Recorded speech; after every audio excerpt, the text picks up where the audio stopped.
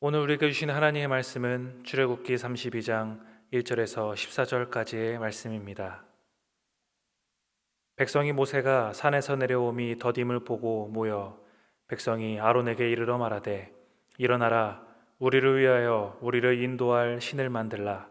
이 모세 곧 우리를 애굽 땅에서 인도하여 낸 사람은 어찌 되었는지 알지 못함이니라.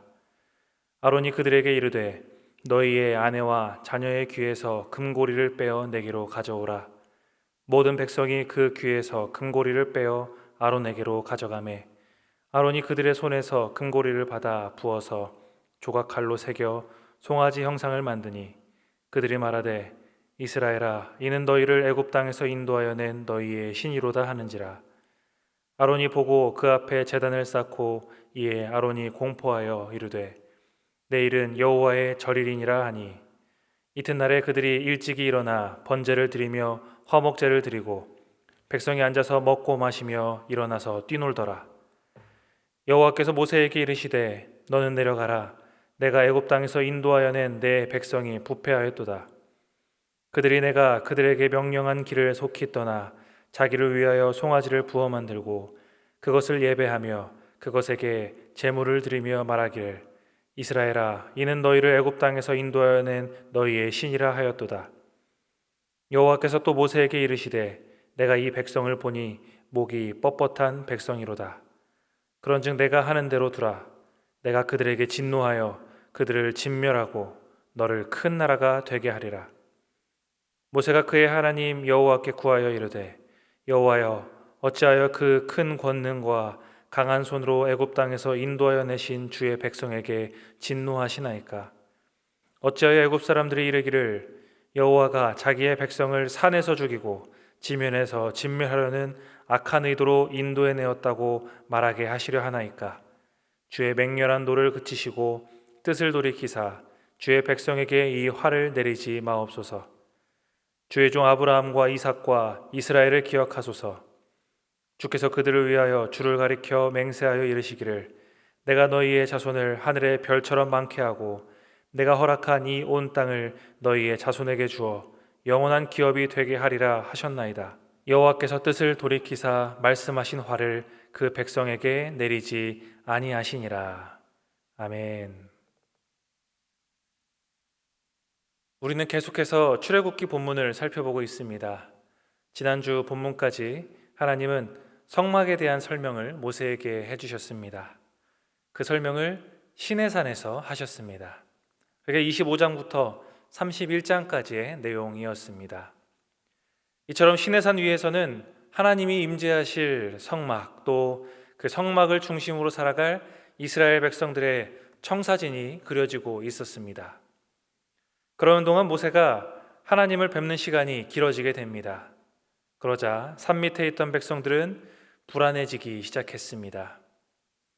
이렇게 오랫동안 내려오지 않는 것을 보니 모세에게 무슨 일이 생긴 것이 분명하다라고 여겼던 것이죠.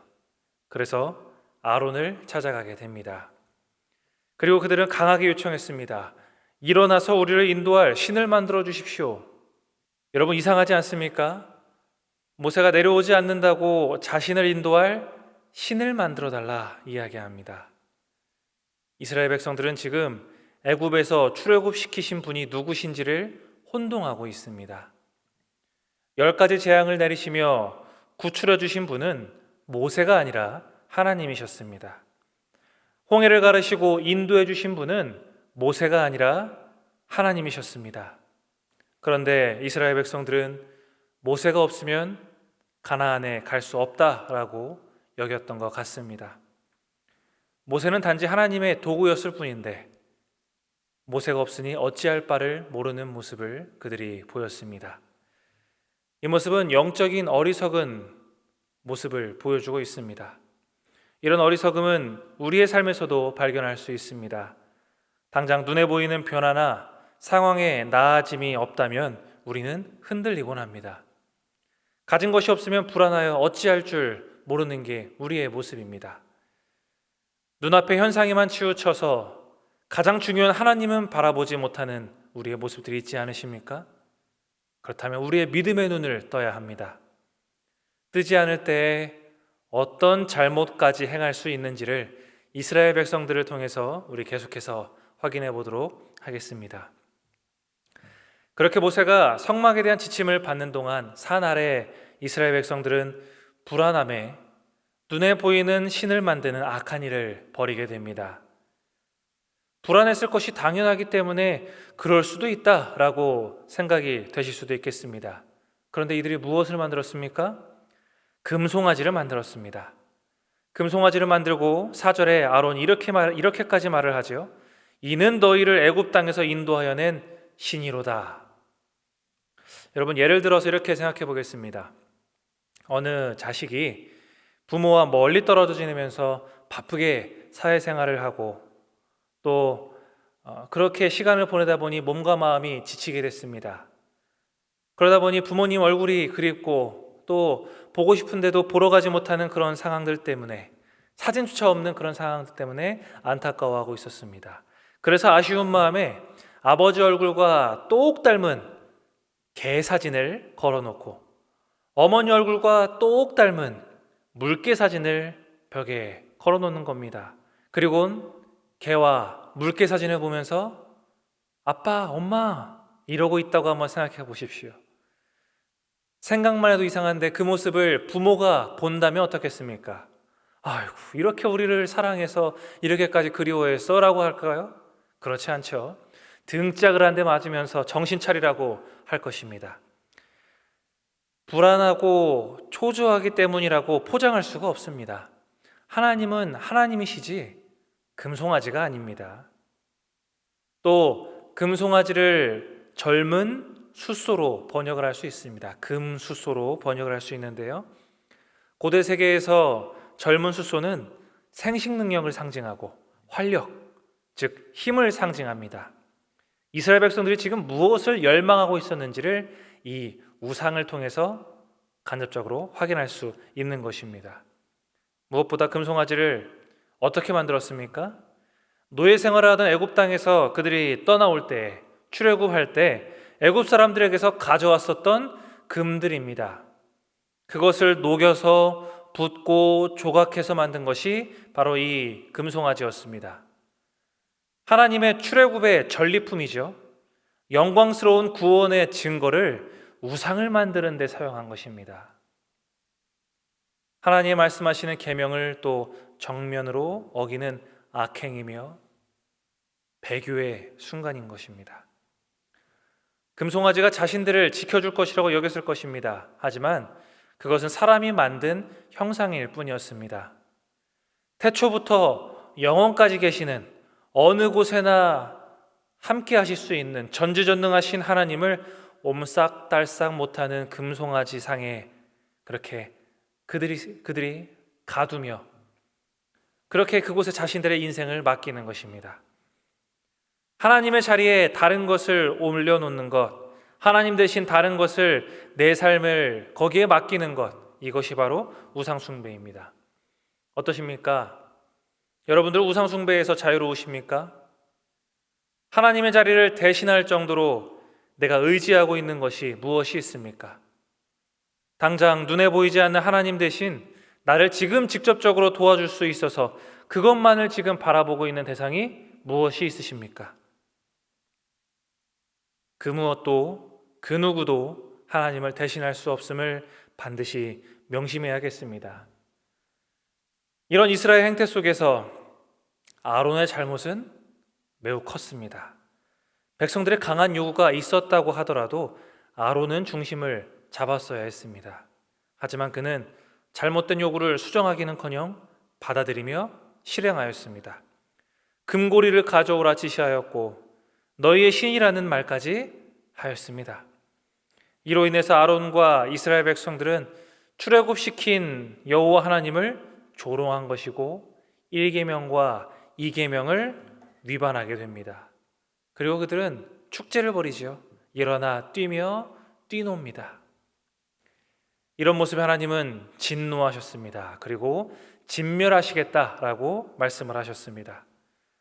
하나님께서 하신 표현들을 보면 하나님께서 얼마나 화가 나셨는지, 이스라엘 백성들이 얼마나 큰 잘못을 지었는지를 우리는 짐작할 수 있습니다. 7절부터의 내용인데요, 하나님이 내 백성이라고 하셨습니다. 내 백성이 아니라 내 백성이라고 이야기를 하신 것입니다. 네가 애굽 땅에서 구출해낸 네 백성이라고 이야기를 하신 것이죠. 그들이 부패하였으며 목이 뻣뻣하다라고 하십니다. 그리고 그래서 그들을 진멸해 버리시겠다라고까지 이야기를 하십니다. 목이 뻣뻣한 백성이라는 말씀을 보며 우리의 모습을 돌아보게 됩니다. 뻣뻣하다라는 말은 완고하고 뻔뻔하며 고집스러운 그런 상태를 의미합니다. 그러니까 이런 겁니다. 이렇게 완고하고 고집스러운 백성들을 내가 봤나? 화를 내시는 것이죠. 우리도 하나님께 꼿꼿하게 고개를 치켜들고 고집스럽게 또 뻔뻔히 버티고 있는 모습들이 있지 않으십니까? 뻔뻔한 목을 부드럽게 하여 하나님 앞에 고개를 숙일 수 있기를 바랍니다. 이스라엘 백성들이 뻔뻔하게 악행으로 고집을 부리면서 진멸을 선고받는 결과를 우리에게 보여주고 있지 않습니까? 우리가 어떻게 행동해야 하는지, 어떻게 하는 것이 옳은지를 깨닫게 해주는 내용입니다. 마지막으로 11절부터 14절까지 나오는 모세의 중보에 대해서 우리가 생각해 보겠습니다. 진노하시며 진멸을 선포하시는 하나님께 모세가 이렇게 기도합니다. 이들은 주님께서 큰 권능과 강한 손으로 이끌어내신 주님의 백성들입니다. 애굽 사람들이 이들을 구원하는 의도를 죽이려고 한 것이냐라고 오해할 수도 있겠습니다. 그러니 진노를 거두시고 재앙을 멈추시어 뜻을 돌이켜 주옵소서라고 이야기를 합니다. 그러면서 모세는 옛 조상들에게 하나님께서 하신 그 언약의 말씀을 다시 한번 기억나도록 상기시킵니다. 모세의 간절한 이 중보를 통해서 하나님은 자신의 뜻을 철회하십니다. 이스라엘의 행동을 보면 절대로 용서해 줄 이유가 없으십니다. 돌이킨다라는 것, 그것은 하나님의 뜻을 돌이키는 것이 아니라 이스라엘 백성들이 돌이켜야 했었습니다. 그럼에도 모세의 간구를 하나님이 들으시고 그 뜻을 돌이키십니다. 그 이유가 무엇입니까? 모세의 기도가 무엇이 특별하기 때문에 이런 결과를 가져올 수 있었습니까? 그것은 하나님의 약속하심을 붙들었기 때문입니다. 그리고 하나님의 성품을 알고 기도했기 때문입니다. 용서해 줄 이유가 전혀 없었으나 하나님의 약속하심과 하나님의 신실하심을 믿고 담대히 구하였습니다. 그러니 하나님의 뜻을 돌이키셨던 것이죠. 우리도 마찬가지입니다. 내세울 곳이 전혀 없는 자들 아닙니까? 그럼에도 우리가 하나님 앞에 나아갈 수 있는 것은 우리에게 십자가 공로로 대속의 은혜를 주신 예수 그리스도 때문입니다. 회복과 용서는 나의 행위나 잘남에서 나는 것이 아니라 전적인 하나님의 은혜임을 우리가 기억해야겠습니다. 우리의 어리석은 죄악들을 청산하고 주님 앞에 겸손히 나아가 인도함을 받는 우리 신촌교회 성도님들이 되시기를 주님의 이름으로 축복합니다. 이 시간 말씀을 생각하시면서 기도하겠습니다. 우리도 이스라엘 백성처럼 모세가 없으면 안 된다고, 눈에 보이는 금송아지라도 있어야겠다고 말하고 있지는 않습니까? 내가 의지하고 믿고 따를 분은 오직 하나님뿐임을 우리가 깨닫게 하여 주옵소서라고, 상황에 따라 바뀌는 신앙이 아니라 항상 주님을 신뢰하며 따라가게 하여 주옵소서라고 이 시간 함께 기도하도록 하겠습니다. 기도합니다. 하나님, 눈앞에 있는 것들을 의존하며 하나님을 외면하는 어리석음을 우리가 보이지 않게 하여 주옵소서. 죄인된 우리를 구원해 주신 분이 주님이심을 기억하고 그분께 우리의 생명과 삶을 드릴 수 있는 믿음 주시옵소서. 큰 은혜를 경험하였음에도 하나님을 제대로 이해하지 못하고 있다면 용서하여 주시고 오직 주님만이 우리의 주인이시며 왕이심을 인정하는 삶이 되게 하여 주옵소서. 또한 모세의 중보 기도가 능력을 발휘했던 것, 그것은 하나님의 언약을 붙들고 하나님의 신실하심을 믿고 기도하였기 때문입니다.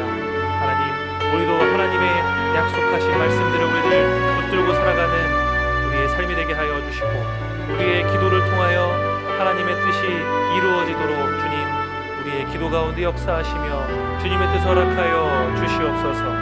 하나님, 우리의 삶 여러 가지 기도 제목들이 있습니다. 그 모든 기도의 제목들 이 아침 기도할 때 하나님 응답하시고 우리의 마음과 삶 가운데 회복과 치유와 은혜를 부어 주시옵소서. 이제는 우리 구주 예수 그리스도의 은혜와 하나님 아버지의 무한하신 사랑하심과 성령님의 감화 감동 교제하시는 은혜가 오직 하나님 한 분만을 사랑하며 그분을 따르길 소망하는 모든 성도들 머리머리 위에, 우리의 가정과 직장과 학업과 사업 위에 지금으로부터 영원토록 함께 하시기를 간절히 축원하옵나이다. 아멘.